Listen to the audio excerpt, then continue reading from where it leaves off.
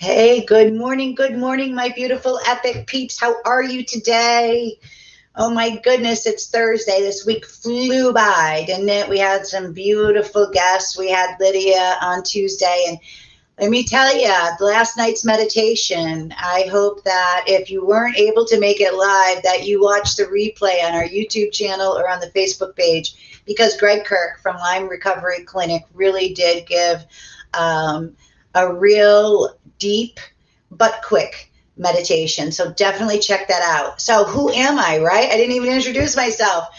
For those that don't know, my name is Samantha, and I'm the co-publisher and co-creator of E.P.I.C. And E.P.I.C stands for Empowering People and Inspiring Community.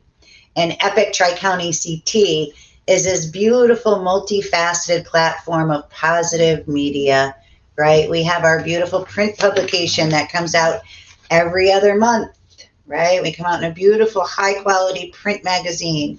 We also have the same beautiful quality on our website, www.epictricountyct.com. You can read the full magazine there using a flip book. I love it. And there are live links throughout the advertiser section, the events, everything. So check it out. Check it out online. And of course, follow us on our social media platforms. You can find us under the signature E.P.I.C TriCountyCT on Facebook, Instagram, LinkedIn, YouTube, right? We're everywhere. Why? Because we want to show up for each one of you. We want to be your cheerleaders. We want to be just there for you. So who are we, right? I introduced myself, Samantha. The other part of the we is Lisa. Lisa is the co-publisher and co-creator of E.P.I.C, and she's always working behind the scenes. So please show her some love in the comments. Let her know that you appreciate all she does, because without Lisa, none of this would be possible, right? I have a real quick few things that I want to go over. What keeps our community going? Events, right? Events, virtual and in person. So what do we have coming up this weekend and in the near future?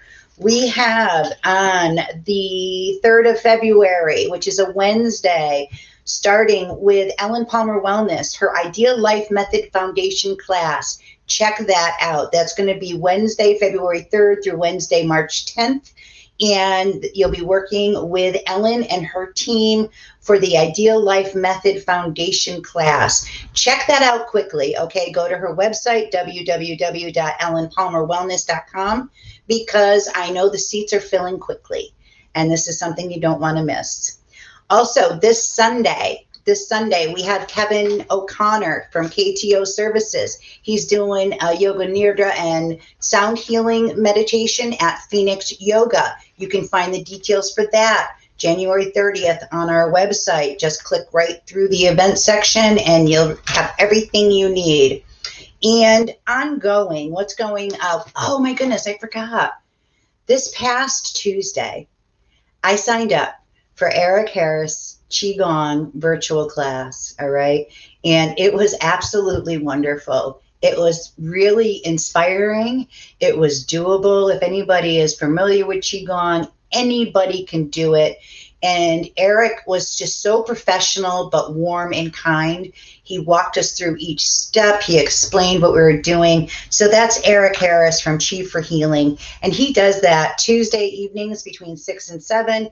And Wednesdays from 9:30 in the morning until 10:30 in the morning. So check that out too, right? Always give them some epic love and some epic light. Wow.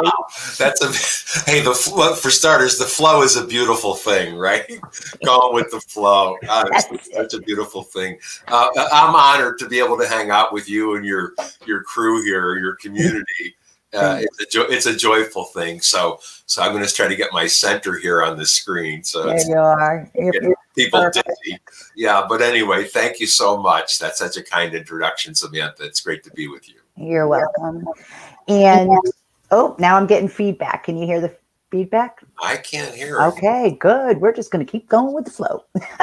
So David, I talked a little bit about, what I feel about you and with our connection, but can you tell our community a little bit more about David O'Brien and how your journey has evolved to where you are today? Well, thank you. Sure. I guess I'll start by saying that I consider myself a passionate student of leadership. You know, I haven't figured it all out yet. I've been working on it for 32 years. And I think the whole motivation, the impetus for me doing this work came out of the belief that there's a lot of toxic leaders out there that really mess up people's lives. I saw it growing up in a family environment where my poor dad had a really mean boss. I saw it in other places, and I thought, gosh, that's terrible. You know, these toxic people have such a ripple effect on people's lives. How do you not do that, right? And so I think my calling really is to help leaders to be better leaders, to be real, authentic leaders, and ultimately to be able to lead with more clarity, more purpose, and in many ways to inspire that in other people. And so my journey has taken me from that realization at a really early age in my life to doing what I think of as my life's work, you know, just trying to create better leaders and more kindness in this world. You know, there's a real big driving force behind it, because we know that really effective leaders are kind people. You know, they're respectful, they're authentic, all of that stuff, and actually that creates better outcomes for everybody. So that's right. And compassionate was a word. Compassionate is a big part of it. You know, you think about the people in your lives who've had positive impact, and whether they had a job title or not, oftentimes the characteristics that they embody are characteristics that really embody what good leadership is really all about. Right. You know?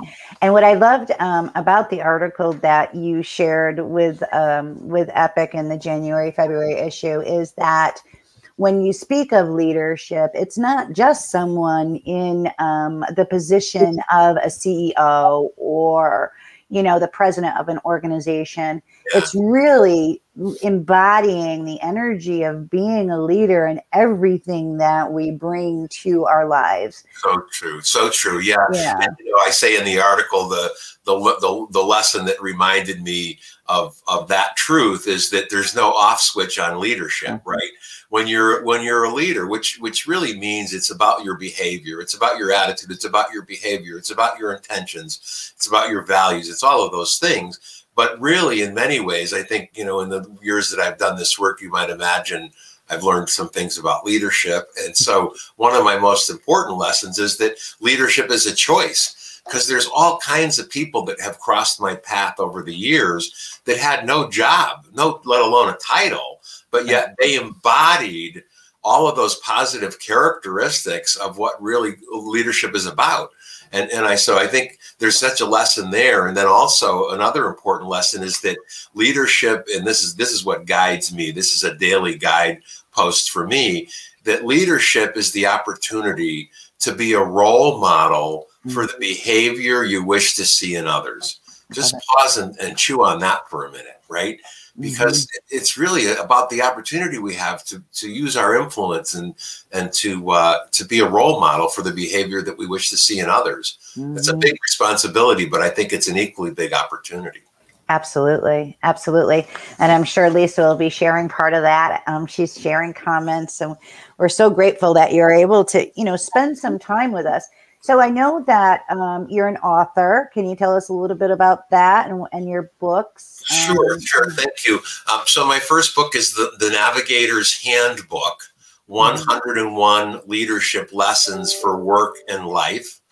And that came out in 2008. And my second book is the Navigator's Compass, 101 Steps Toward Leadership Excellence. And the Navigator theme is really central to living by our moral compass. When I was writing the first book, the Navigator's Handbook, which by the way was a 4-year journey. Wow, I think I told you that when we had the class with Robin. It was a long journey, but it ended up being the book that it was supposed to be.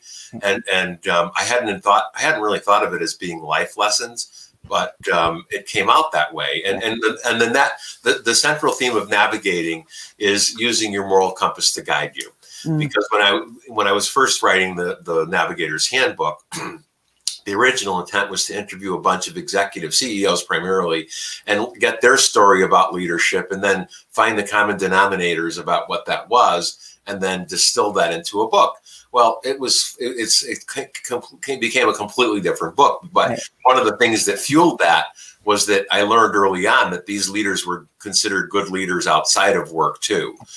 People volunteered that, because I would interview the CEO, then I'd interview some of their staff to kind of validate what I had heard. And the short story is that people would say that, you know, Samantha's a great leader here, but she's a great leader outside of work as well, came out of the realization, and this was feedback that people gave me, that she not only understands her values, she's very clear on her values, but she's very clear on how she lives her values. And that was the spark, because that to me is where the congruence happens. When we're not only really clear on those values, but we are able to live them. That to me is navigating. It's using our moral compass to guide us. It's our true north. I love it. I love the navigating, you know, and the compass, our inner being, the moral compass that we all have within us. We all have. Right. We need to calibrate, right? We need to calibrate this and recalibrate. Yeah. Oh, yeah. It's a constant, it's an evolution, right? Right, right. And I know that in the article you shared 3 questions that you look at every day, or you know, try to every day. Yeah. Can you share a little bit about that and how maybe our viewers could implement some of these tips? I would love to. Thank you for asking. And so that whole article came out of an experience that I had, oh gosh, now maybe 6 or 7 years ago, where I realized that I was just one very distracted guy. I was really distracted, and I talked to a lot of friends and colleagues and clients, and they were all saying the same thing. Oh yeah, we're distracted. And despite my best intentions and morning meditation, morning prayer, I would find some days that I'd be off my center by 8:30 in the morning. And then I'd think, oh my gosh, you know, if I'm on my center, if I'm really clear and grounded, I know I can be the leader that I want to be, that I need to be, and that people expect me to be.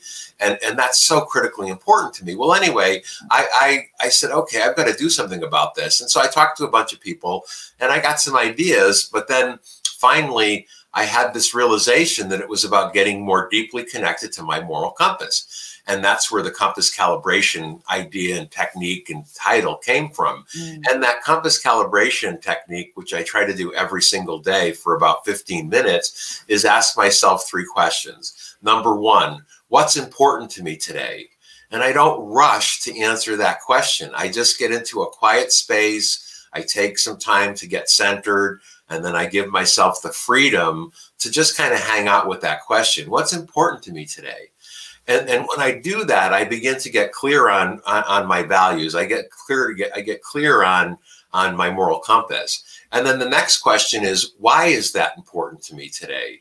And when I spend time thinking about why is that important to me today, that ties into the values too. But at a deeper level, it really ties into my purpose and what I need to do today. And then the third question is either how do I show up, or originally it was how do I show up? But I kind of refined it, because that really meant for me is, what do I want to be known for today? Well, if I want to be known for being kind, if I want to be known for being respectful, if I want to be known for being fully present, then I need to work on that, because it doesn't just happen. And so those 3 questions again are, what's important to me today? Why is it important to me today? And what do I want to be known for today? And when I take the time to get clear on those, and many days I can answer all 3 of them in 10 or 15 minutes. Some days I get stuck on the first one and then get distracted, but that's okay. You know, it's about progress. It's about progress, not perfection. Right. And so you're navigating back. Yeah. It gives me a lot of clarity, you know, and it helps me to stay on that center a lot longer. Yeah. And I think that's so important. How you said that, you know, even now there are days when, you know, you have trouble quieting your mind just to hear the answers to those questions that you ask every day. Yeah. And the reason that I'm emphasizing that is, as we know, we all have that squirrel response. You know I do. Oh, Where yeah. I'll set my intentions every day, and before you know it, it's like, okay, a squirrel, another shiny object over here. Yeah. And the questions that you posed, that you gave us, I'm going to incorporate them into part of my morning routine. That's good. Because I think it's important. How do I want to be remembered?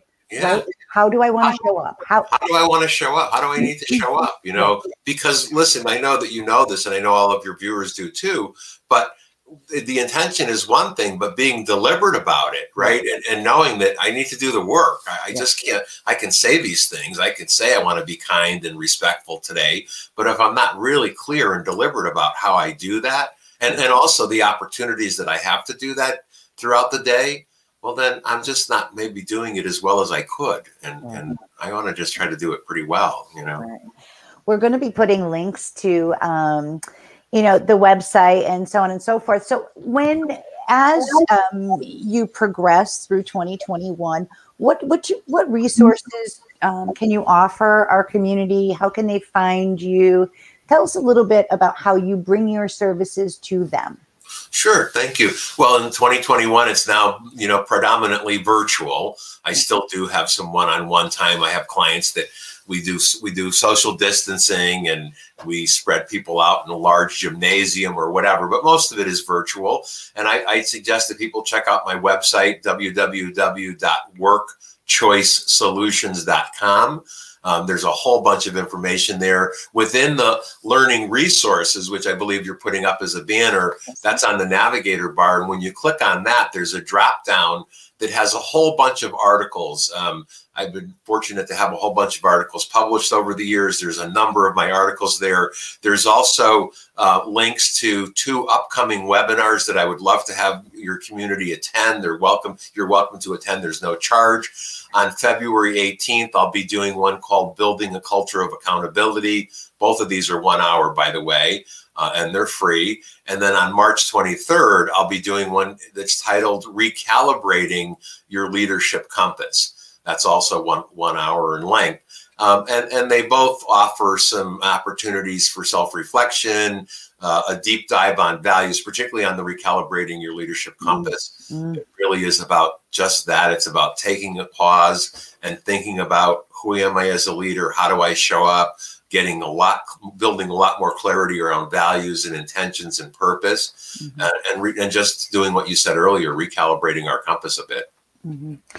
Well, so I will check that out. Yeah, absolutely. And we've shared the link. Both of my books are there as well, if people want to get more information on the books. Yeah, absolutely.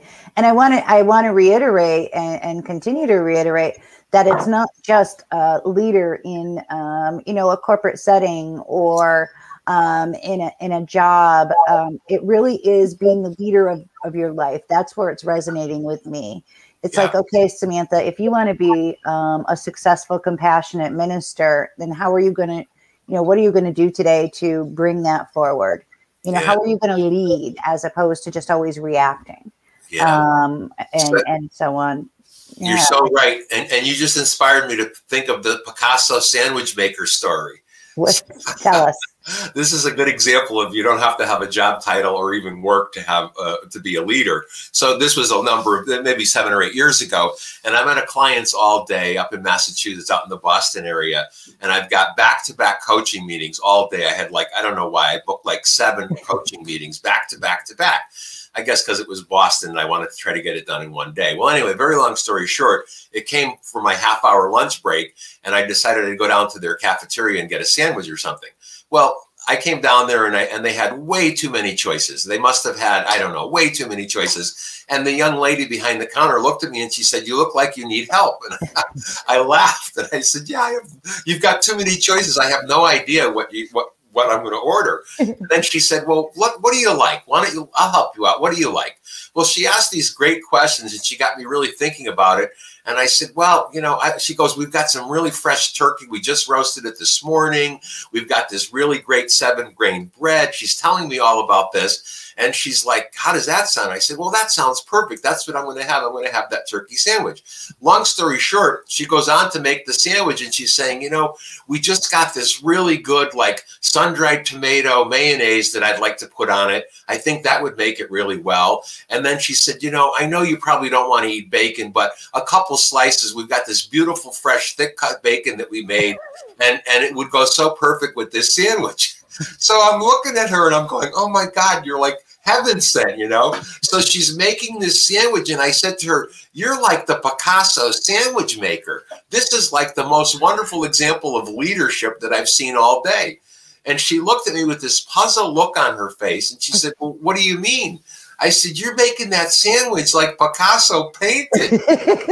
No, honest to God, you're making that sandwich like Picasso painted. That's leadership. Yeah. And she was like, wow, nobody ever said that to me. I said, well, I just did. So, you know, that to me is an example of, it doesn't matter where you are in your life or what you're doing or whether you have a job or not or what, any of that. It's a choice we make, right? It's about choice. It's how we show up. And thank you for inspiring me to think of the Picasso sandwich makers. I just got a flashback to the taste of that magnificent sandwich you made. The way that you described it, I was in a mastermind yesterday with Lisa and another group that we're with, and the coach, James Roche, he said, you know, you really have to, when you're telling stories, you really have to, you know, give the detail and go into it. So when you were just talking about that sandwich, I actually could smell the turkey. And well, yeah, me too. I could smell it too. That's the first sensation I had when I was describing it. I was like, oh, and then I remember biting, because it was this thick, fresh bread, you know, like 7-grain bread. It was like a home run, you know. If it weren't so far away, I'd go back there the next day for another one, you know. I love it. Yeah. I love it. So I know that you gave us the 3 questions, and as we begin to wind down the conversation, our time goes so quickly. You gave us the 3 questions. Can you give us a couple more ideas of how we can begin to calibrate our compass in the morning? I know that there's a list of 10 in the article for anybody who wants to refer to that, but from David, what's coming to you right now? Yeah, right now at this moment, it's about giving yourself permission to explore it. You know, what I often emphasize to folks is you don't have to figure it out. You know, don't set that bar, you know, that it should be about just kind of exploring it. I'm still working on figuring it out. I haven't figured it all out. I'm just trying to get better. You know, to me, it's about progress and not perfection. And so I would say to people, hey, listen, just give yourself permission to hang out and ask that question tomorrow, you know, to consider, you know, one of those questions tomorrow morning, and take that time to think about it and not rush it. And maybe there are better questions for you. You know, these are questions that work really well for me, and others have told me they've worked well for them. But I don't have the market on those questions. Those are just some questions that have worked they've created clarity for me. And so, number 1, I would say give yourself permission to hang out and explore it.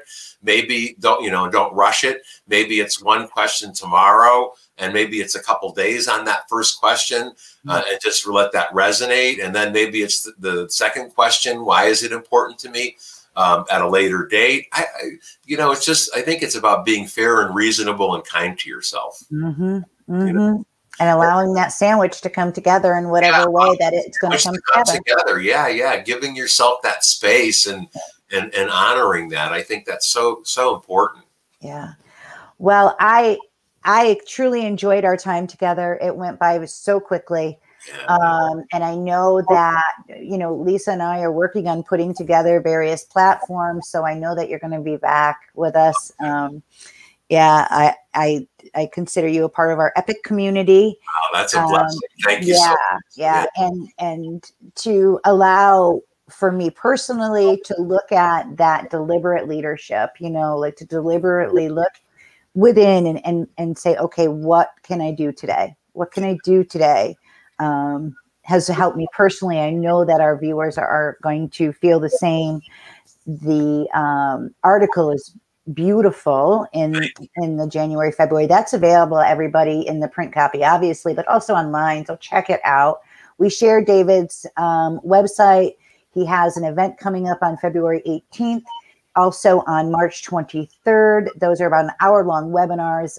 The first one is about building a culture of accountability, and then that's February 18th. And then on the 23rd of March, it's Recalibrating Your Leadership Compass with David O'Brien. Check it out. It all can be found at www.workchoicesolutions.com. That'll be shared. David, thank you again. Oh, thank you, Samantha. And a shout out to Lisa behind the scenes there. Yeah, hey, thank you, Lisa. Thanks, everyone. Be blessed. Have a wonderful day. And be kind to someone. And start with yourself. That's it. And as always, my beautiful EPIC community, I just want to say that tomorrow here in the Northeast, we're going to get some frigid temperatures. If you have any pets or know of any animals outside, please bring them in. Please bring them in. Take care of yourself. You know, be safe in all that you do today and throughout the weekend. Be true to who you are. Stay in alignment with that inner moral compass, right? Stay true to you as you navigate through these next few days. Stay tuned to all of our social platforms and everything going on in EPIC communities. And it is always with much love and much light that we say peace out, EPIC Scouts. Thank you. Thank you.